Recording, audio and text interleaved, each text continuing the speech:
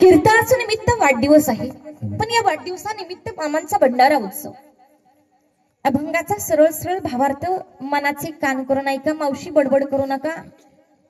तुम्ही ज्या टाइमाला सांगताल त्या टाइमाला मी कीर्तन सोडेल. मग आज 12 का वाजणार, कारण मी आज मुक्कामीच तुमच्याकडे. चालेल ना? फक्त कीर्तनात बडबड काही करू नका. तुम्हाला पाहिजे तसं मी कीर्तन करेल, फक्त मनाची कान करून कीर्तन ऐकण्याचा प्रयत्न करा. अभंगाचा भावार्थ प्रत्येकाने मनाची कान करून ऐकण्याचा प्रयत्न करा. अभंगाचा भावार्थ का सांगायचा? एकदा का अभंगाचा भावार्थ तुम्हाला कळाला की अभंग हा पूर्णपणे सुटल्यासारखा असतो. म्हणून अभंगाचा भावार्थ ऐका. प्रस्तुत अभंगामध्ये जगद्गुरु तुकोबराय म्हणतात, आपुलिया हिता जो असे जागता आणि धन्य माता पिता तयाची.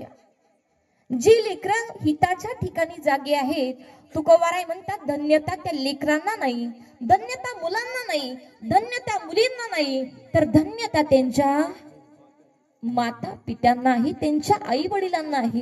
तुम्ही म्हणाल ताई लेकरं हिताच्या ठिकाणी जागे होतात, मुली हिताच्या ठिकाणी जागे होतात, मुलं हिताच्या ठिकाणी जागे होतात. ताई खऱ्या अर्थानं धन्यता तर त्या मुलांना दिली पाहिजे, धन्यता मुलींना दिली पाहिजे. ताई आई बापाला धन्यता द्यायचं कारण काय हो? कुळी कन्या पुत्र होती जे सात्विक आणि तयाचा हरीक वाटी दिला. त्यांच्या कुळामध्ये सात्विक अशी मुलं जन्म घेतात आणि त्याचा आनंद मात्र माझ्या भगवान परमात्म्याला वाटतो. ठीक आहे ताई, इथपर्यंत आम्हाला कळालं. इथपर्यंत आम्हाला कळालं मुलं हिताच्या ठिकाणी जागी झाली की धन्यता आई बापाला दिली जाते. आई बापाला धन्यता द्यायचं कारणही ताई आम्हाला कळालं. त्यांच्या कुळात सात्विक मुलं जन्म घेतात म्हणून आई बापाला धन्यता दिली जाते. पण ताई ही मुलं नेमकी काय करतात? आता समाजामध्ये अनेक प्रकारची मुलं आम्हाला पाहायला मिळतात. मग या सर्वसामान्य मुलांमध्ये हिताच्या ठिकाणी जागी झालेल्या मुलांमध्ये नेमका फरक काय? ही मुलं कशावरून ओळखायची? ही मुलं नेमकी करतात काय? तर गीता भागवत करीती श्रवण आणि अखंड चिंतन विठोबाचे. ही मुलं काय करतात? तर गीता आणि भागवताचं श्रवण करतात आणि अखंड त्या देवाच्या नामाचं नाम चिंतन करतात. म्हणून शेवटच्या चरणात माझे तुकोबराय म्हणतात की मग अशा लेकरांची मला सेवा घडो, अशा लेकरांची मला सेवा घडो. आता मग नेमकी कशा लेकरांची सेवा घडो असं तुकोबराय म्हणतात? सांगा पटपट. पुढे बसलेल्यांनी अजिबात बोलू नका, पाठीमागचे सांगा. मावशी कशा मुलांची सेवा घडो तुकोबराय म्हणतात?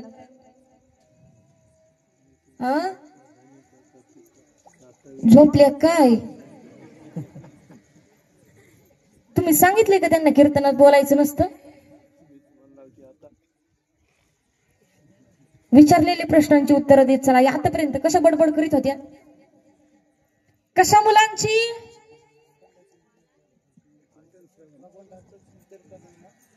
अजून थांबा ना, बसले ना, सांगू दे की. आपणच सगळं केलं मग त्यांनी काय करायचं? बाबा कशा मुलांची सेवा घडो तुकोबराय म्हणतात?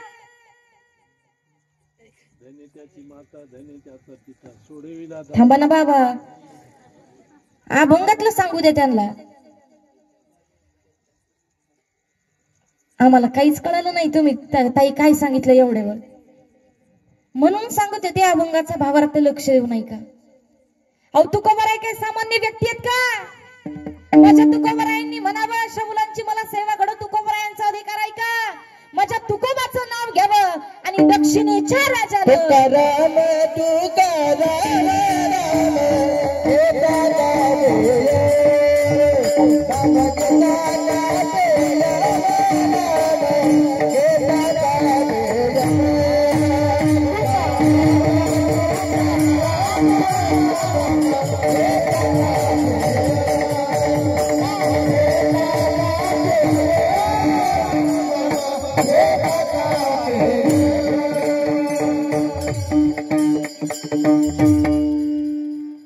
तुकाराम तुकाराम नाम घेता कापे. एवढं तरी कळालं की नाही? तुकोबरायांचं नाव घ्यावं आणि प्रत्यक्षात यमाना थरथर कापावं. आपल्याला आपले घरचे सुद्धा घाबरत आणि तुकोबरायांना कोण घाबरतय? प्रत्यक्षात तो काळ घाबरतोय, प्रत्यक्षात यम घाबरतोय. म्हणजे तुकोबरायांचा अधिकार सामान्य नाही. एवढं तरी समजले की नाही माता मौल्यांनो? तुकोबराय सामान्य नाही, तुकोबरायांचा अधिकार सामान्य नाही. तरी सुद्धा माझे तुकोबराय म्हणतात अशा मुलांची मला सेवा घडो. मग ही मुलं नेमकं काय करतात? आता परत पहिल्यापासून ऐका. कशा मुलांची सेवा घडो असं तुकोबराय म्हणतात? जी मुलं हिताच्या ठिकाणी जागी आहेत अशा मुलांची मला सेवा घडो. जी मुलं हिताच्या ठिकाणी जागी आहेत अशा मुलांची मला सेवा घडो. एवढंच नाही, जी मुलं सात्विक कुळात जन्माला आलेत अशा मुलांची मला सेवा घडो. जी मुलं गीतानी भागवताचं पारायण करतात, गीतानी भागवताचं श्रवण करतात अशा मुलांची मला सेवा घडो. एवढंच नाही, जी मुलं देवाच्या नामाचं नामचिंतन करतात अशा मुलांची मला सेवा घडो. तरी माझ्या दैवा पार नाही, कुळी कन्या पुत्र होती जी सात्विक, तयाचा हरीक वाटे देवा. विठ्ठल विठ्ठल.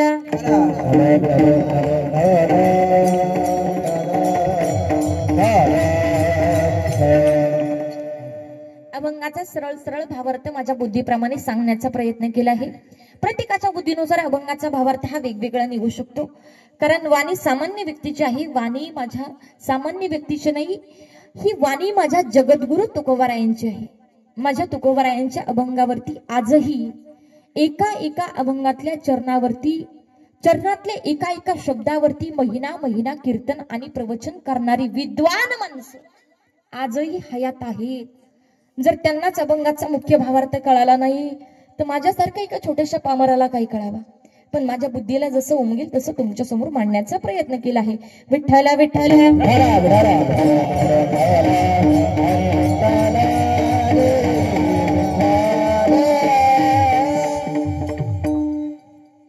आज खऱ्या अर्थाने एका लहान लेकराचा वाढदिवस.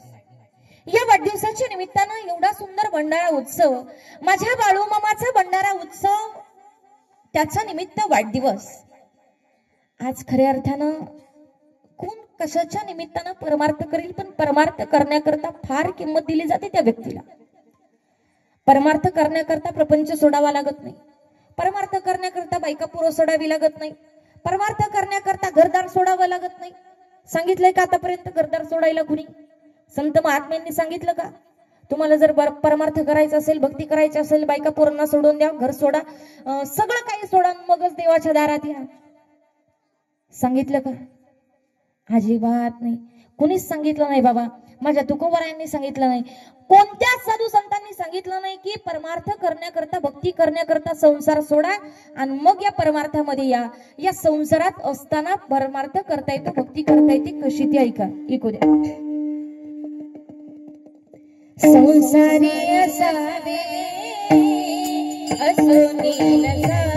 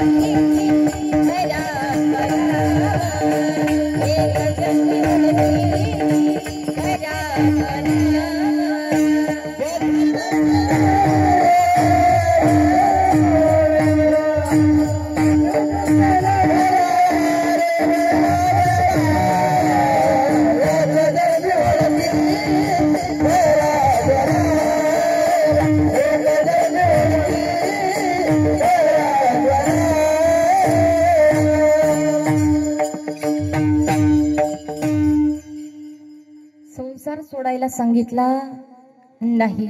संसारी असावे असोने नसावे, पण भजन करारे वेळोवेळा.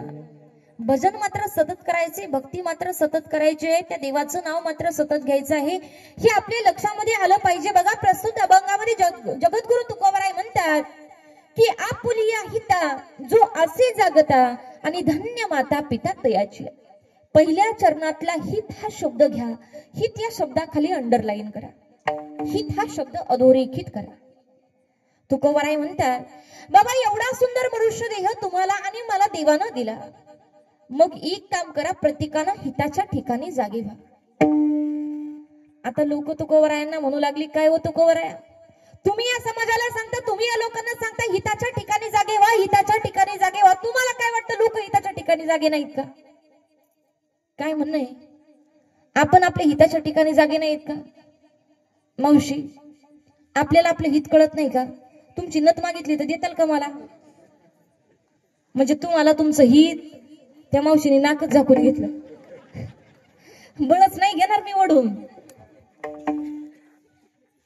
तुमचं तुम्हाला हित कळतंय. बाबा काय म्हणणं तुमचं हित कळत नाही का आपल्याला? अहो प्रत्येकाला स्वतःच हित कळतंय. लोक तुकोबरायांना म्हणायला लागली, काय हो तुकोबरा, तुम्हाला काय वाटतं लोकांना स्वतःच हित कळत नाही का? तुम्ही काय सांगायची गरज आहे? अहो लहान लेकराला सुद्धा त्याचं हित कळतंय. तर आमचं 7 ते 8 महिन्याचं लेकरू घ्या, ज्याला व्यवस्थितपणे बसता येतं, बरोबर आहे ना मावशी? 8-9 महिन्याच्या लेकराला बसता येतं. तुमचं 8-9 महिन्याचं लेकरू हातामध्ये जर चॉकलेट घेऊन खात असेल आणि त्याच्याच आईनं जर चॉकलेट ओढून घेतली, ती लेकरू ग बसतं का? काय करतं? ते लगेच रडायला चालू करतं. का? तर त्या लहान लेकराचं सुद्धा त्याला हित कळतंय. तुम्हाला पटतंय ना माझं म्हणणं? पटतंय ना? तुम्ही बोलत का नाही? पटतंय ना? आपली भांडणं तर नाहीत ना? मग का बोलत नाहीत? तुम्ही म्हणाल ताई 9-10 महिन्याच्या लेकराला काही कळायचं? ऐका, आपलं एक 4 ते 5 वर्षाचं लेकरू त्याला व्यवस्थितपणे कळतं. तुमचं 4 ते 5 वर्षाचं लेकरू अंगणामध्ये खेळतंय. खेळत असताना जर एखाद्या अनोळखी पाहुण्याची गाडी येऊन तुमच्या त्या दारामध्ये उभी राहिली, अनोळखी पाहुणा गाडीवरून उतरला, आमच्या लहान लेकरानं पहिला येणारा पाहुणा आपल्या लहान लेकराला म्हणतो, बाळा चल बरं माझ्याकडे. लेकरू जातं का आपलं? जातं का? अजिबात जात नाही. कारण त्या लहान लेकराची आणि पाहुण्याची ओळख नाही. लेकरू पळत पळत किचन मध्ये जातं, आईला सांगता, आई ए मम्मी. आता आई कशाची? आता मम्मी. अगं मम्मी, आपल्या दारात ना कुणीतरी पाहुणे आले, जा बरं पटकन बघून ये. लेकरू पाहुण्यांकडे जाणार नाही. पण बघा, त्याच अनोळखी पाहुण्याच्या हातामध्ये जर आपल्या लेकराला भला मोठा खाऊचा पुडा दिसला, त्याच्यामध्ये आईस्क्रीम असेल, चॉकलेट असेल, बिस्किट असेल, कॅडबरी असेल, त्याच्या आवडीचा खाऊ असेल, जर तो आपल्या लहान लेकरानं पाहिला, त्याला सांगावं लागतं का बाळा पाहुण्यांकडे जा? सांगावं लागतं? नाही सांगावं लागत. त्या लहान लेकराला कळून चुकतं, हा पाहुण्याच्या हातामध्ये असणारा खाऊ हा माझ्यासाठीच आहे. पाहुण्यानं आणलेला खाऊ हा दुसरा तिसरा कुणासाठी नाही, पाहुण्यानं आणलेला खाऊ तो माझ्यासाठी. आपलं लेकरू पळत पळत पाहुण्यांकडे जातं, पाहुण्यांच्या गालावरती एक पापी देतं आणि पाहुण्याच्या हातातला खाऊचा पुडा घेऊन घरात पळून जातं. खरं आहे की खोटं आहे? म्हणजे आपल्या लेकराला त्याचं हित कळतंय. जर लहान लेकराला त्याचं हित कळत असेल तर मोठ्यांना कळणार नाही का? कळणार नाही का? अहो मी तर सांगेल, वेड्याला सुद्धा स्वतःचं हित कळतंय. हित न कळणारा माणूसच अजून जन्माला आला नाही. पण ऐका, आम्हाला सर्वांनाच आमचं हित कळतंय, पण आम्हाला सर्वांना आमचं प्रापंचिक हित कळतंय.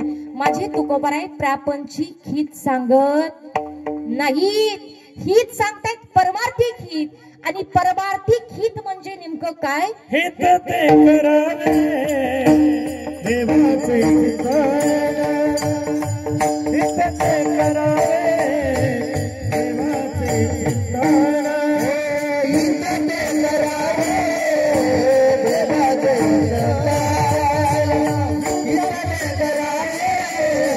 देवाचे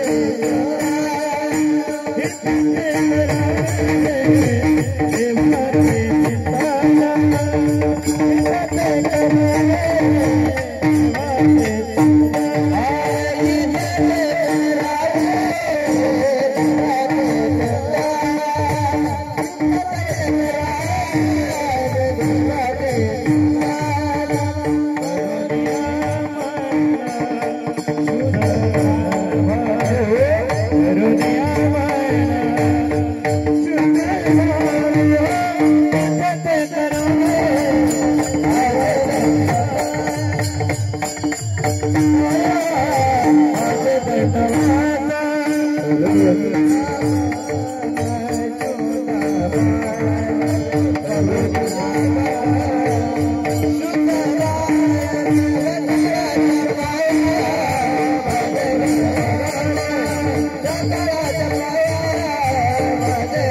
कृष्ण